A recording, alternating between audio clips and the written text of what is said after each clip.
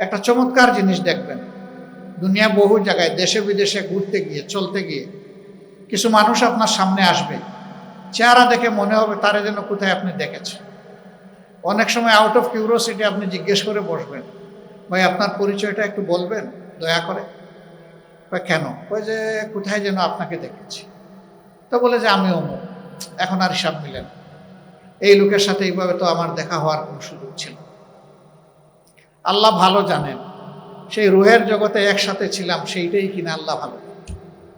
কিন্তু এই হয়, কিন্তু এই ঘটনা ঘটে। সম্মানিত ভাইরা, এই একটা জগৎ, সেই জগৎ থেকে আমরা আসলাম আলমে উম্মি, মায়ের পেটে। এই আর একটা জগৎ, কম বেশি 285 দিন মায়ের পেটে ছিলাম। ওখান থেকে আসলাম দুনিয়ার জগতে। আগেই বলেছি যে এটা খুবই টেম্পোরারি, আনসার্টেন। এই জীবন শেষ হওয়ার পরে আলমে বরজাখ, মধ্যবর্তী আর একটা জগৎ আছে। সেটাকে বরজাখ বা মধ্যবর্তী বলা হলো কেন? এটা হচ্ছে দুনিয়া এবং কিয়ামতের মধ্যে সেতুবন্ধ। ফাইনাল ডেস্টিনেশন আর দুনিয়ার এই ডেস্টিনেশনের মাধ্যমে এটা ব্রিজিং।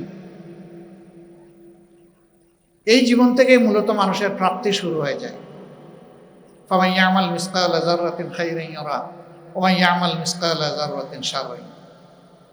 সূক্ষ্মাতি সূক্ষ্ম ভালো কাজ করলেও ফল পাবে, আবার মন্দ কাজ করলেও তার পরিণতি ভোগ করবে। এখান থেকে শুরু। তারপরে ইয়াউমাল কিয়ামা, কিয়ামা মানে দাঁড়ায় যাওয়া। কার সামনে দাঁড়ায় যাওয়া? স্রষ্টার সামনে দাঁড়ায়। সেই দিন মানুষ দুই ভাগে ভাগ হয়ে যাবে। একদল মানুষ অপদস্থ অবস্থায়, তাদেরকে তাড়িয়ে নেওয়া হবে। দুলিমুলিন চেহারা, কালো কুচকুচে হয়ে যাবে, হাঁটু গেড়ে মাথা নত করে বসে থাকবে।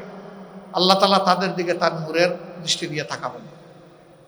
তারা অপমানিত এবং লাঞ্ছিত হয়ে অপকর্মের জন্য তাদের ডেস্টিনেশন হবে জাহান্নাম। আরেক দল মানুষ সেদিন প্রশান্ত চিত্ত নিয়ে আল্লাহ তাআলার সামনে দাঁড়াবে। আল্লাহ তাদেরকে রহমতের দৃষ্টিতে দেখবেন, সম্মানিত করবেন। তাদের জন্য আল্লাহ তাআলা জান্নাতের ওয়ার্ডার লিখে দেবেন এবং ফেরেশতাদেরকে অত্যন্ত সম্মানের সাথে তাদের ডেস্টিনেশনে পৌঁছে দেওয়ার জন্য হুকুম করবেন। এই যে ডে অফ ফাইনাল জাজমেন্ট, এইটা থেকে কেউ এসকেপ করতে পারবেন না। আর সেই দিন তিনটা সত্তা ছাড়া কেউ আপনার আমার পাশে এসেও দাঁড়াবে না। সেই তিন সত্তাও আল্লাহ বিইজনিল্লাহ, আল্লাহ যদি চান, আল্লাহর অনুমতি ছাড়া কেউ পারবে না। এক নম্বর সত্তা মুহাম্মদুর রাসূলুল্লাহ সাল্লাল্লাহু আলাইহি ওয়াসাল্লাম, তিনি যদি কোনো বান্দার জন্য অনুমতি পান, সুপারিশ। 2 নম্বর আল্লাহর কোরআন, 3 নম্বর এই রোজা। এই তিনটা জিনিস মানুষের জন্য সেদিন আল্লাহর দরবারে সুপারিশ করার সুযোগ পাবে। এই রোজা বড় নিয়ামত করা আমল। আল্লাহ তাআলা এই রোজার মাধ্যমে আল্লাহকে ভয় করার যে সবক আমাদেরকে দিতে চান, আমরা যেন এটা হাসিল করতে পারি। আল্লাহর কসম, আল্লাহ তাআলার কসম, আল্লাহ তাআলার কসম, এই একটা গুণ যদি কেউ অর্জন করতে পারে, সেই মানুষটার কপাল খুলে যাবে, তার জন্য এবং গোটা সৃষ্টির জন্য। রাসূল মকবুল সাল্লাল্লাহু আলাইহি সাল্লাম একদিন সফরে হঠাৎ করে তার প্রাকৃতিক প্রয়োজন সারার দরকার হল। তিনি সাহাবীদেরকে দাঁড় করিয়ে রেখে গাছের আড়ালে চলে গেলেন, বাগানের ভিতরে। সব শেষ করে এসে জিজ্ঞেস করলেন, একটা বাঁধা উট, এই উটের মালিককে? বাগানের ভিতরে যে উটটা আমি দেখে আসলাম। একজন সাহাবী বললেন, হে আল্লাহর রাসূল, এটা আমার। তিনি বললেন, নিঃসন্দেহে তুমি তার উপর জুলুম করেছ। ওই উটটির চোখ থেকে আমি টপ টপ করে পানি পড়তে দেখেছি। তার চামড়া এবং হাড্ডির মাঝখানে কিছু নেই, চামড়াটা হাড্ডির সাথে লেগে গেছে। তার মানে হচ্ছে এই অবুজ প্রাণীটাকে তুমি পর্যাপ্ত বিশ্রাম এবং খাবার কোনটাই দাও না। তুমি মনে রাখবা, তার জন্য হাসরে আল্লাহর দরবারে তুমি বিপদে পড়ে যাবে। এই উটের প্রতি তুমি রহমশীল হলে আল্লাহ তোমার প্রতি রহমশীল হবে। রাসূল করিম সাল্লাল্লাহু আলাইহি সাল্লাম সেই পশুর ভাষা বোঝার সুযোগ পেয়েছিলেন আল্লাহর ওয়াস্তে। পশুর প্রতিও যদি মানুষের দায়বোধ থাকে, তাইলে মানুষের প্রতি মানুষের দায়বোধ থাকবে না? আর এখানে আমরা যারা আছি তারা বড়ই সৌভাগ্যবান। যে মানুষ যখন বিপদে পড়ে অসুস্থ হয়, আহত হয়, তখনই আমাদের কাছে আসে।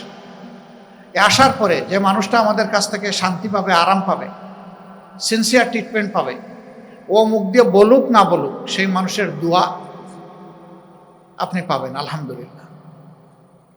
আমরা সেই মানবিক জায়গাটা তৈরি করতে পারি কিনা?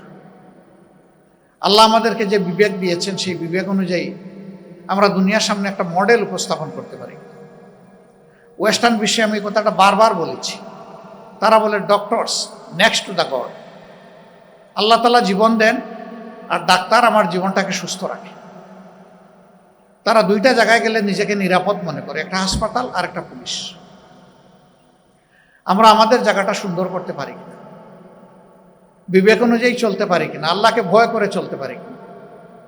হাসরের দিন কিছু মানুষকে আল্লাহ আটকায় দিবেন, বললেন ওরে বান্দা, তুমি তো অনেক নেকি করে এসেছো, কিন্তু আমার একটা হক তুমি আদায় করো না। আল্লাহ বলবেন সেই হকটা কি? আল্লাহকে এই বান্দা জিজ্ঞেস করবে, হে আল্লাহ সেই হকটা কি আমার উপর আপনার? বলবেন যে আমি অসুস্থ হয়ে তোমার কাছে গিয়েছিলাম, তুমি মন ভরে সেদিন আমার সেবাটা করো। বান্দা চমকে যাবে, হে আল্লাহ আপনি কেমনি অসুস্থ হবেন আর আমি কেমনি সেবা করব?